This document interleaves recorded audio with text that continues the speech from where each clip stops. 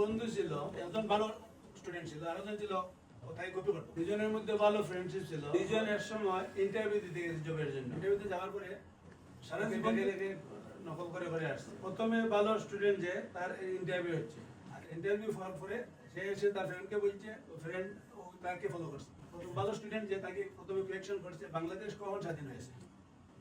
সে উত্তরে বলছে হওয়ার কথা ছিল 52-তে হয়েছে। বাংলাদেশের কয়েকজন ফেমাস ব্যক্তিদের নাম বলো।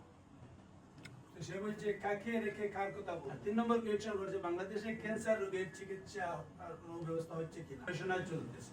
আসার পথে তার ফ্রেন্ডকে 3টা প্রশ্নের আনসার বলে দিয়েছে। যাওয়ার পরে ফ্রেন্ড যখন গেছে তাকে বলছে তোমার জন্ম কবে হয়েছে। সে বলছে হওয়ার কথা ছিল 52-তে হয়েছে। এরপরে বলছে তোমার পিতার নাম কি, বলছে কাকে রেখে কার কথা বল। তোমার মাথায় কোনো চিট আছে কিনা, গবেষণা চলতেছে।